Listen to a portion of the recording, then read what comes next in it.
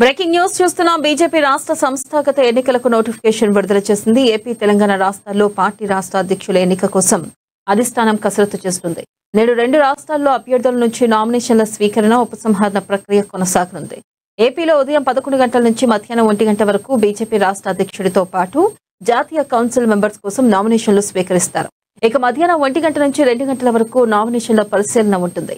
మధ్యాహ్నం 2 గంటల నుంచి సాయంత్రం 4 గంటల వరకు నామినేషన్ల ఉపసంహరణకు అవకాశం ఇచ్చారు. ఇక రేపు ఉదయం 11 గంటలకు ఏపీ బీజేపీ అధ్యక్షులు ఎవరన్నది ప్రకటించనున్నారు.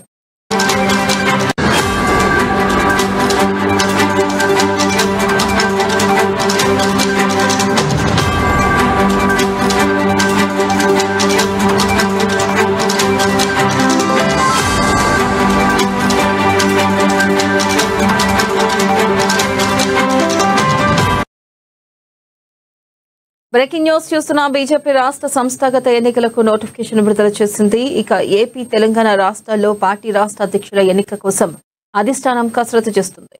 దీనిపై మరింత సమాచారాన్ని మా ప్రతినిధి భవిత అందిస్తారు. భవిత,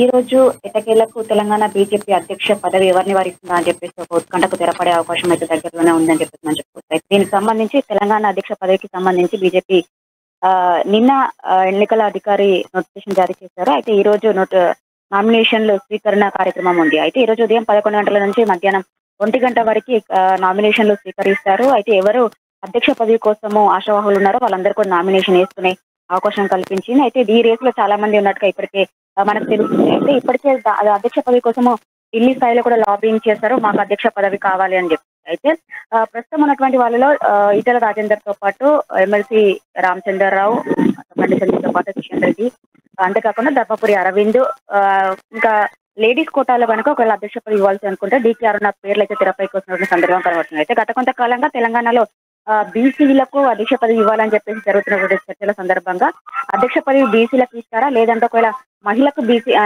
అధ్యక్ష పదవి ఇచ్చి ఇంకా తెలంగాణలో అంటే బీజేపీ మహిళకు కూడా ప్రాధాన్యత ఇస్తుందని చెప్పి నిరూపించుకుంటున్నాను మాత్రం ఒక సస్పెన్స్ అయితే కొనసాగుతుందని చెప్పుకోవచ్చు. అయితే ఈ రోజు మధ్యాహ్నం నామినేషన్ల స్వీకరణ తర్వాత దాదాపు 1 గంట సమయం కేటాయిస్తారు నామినేషన్ల ఉపసంహరణకు సంబంధించి. పూర్తి స్థాయిలో ఈ రోజు నామినేషన్ ప్రక్రియ పూర్తవుతుంది. ఇప్పటికే వారికి సంబంధించిన ఓటింగ్ సర్టిఫికేట్ కూడా ఎవరు ఓట్లు వేయాలని సంబంధించి కూడా ఇప్పటికే ఒక లిస్టు ప్రిపేర్ చేసినట్టుగా కూడా తెలుస్తుంది. అయితే మొత్తానికి ఈ రోజు నామినేషన్ల గడువు ముగిసిన తర్వాత end of the day BJP అధ్యక్ష పదవి ఎవరిని వహిస్తుందా అని చెప్పేసి మనకు ఒక క్లారిటీ వచ్చే అవకాశం అయితే కనపడుతుంది. రేపు అధ్యక్షుడిని పదవి బాధ్యతలు స్వీకరించే అవకాశం అయితే ఉంది.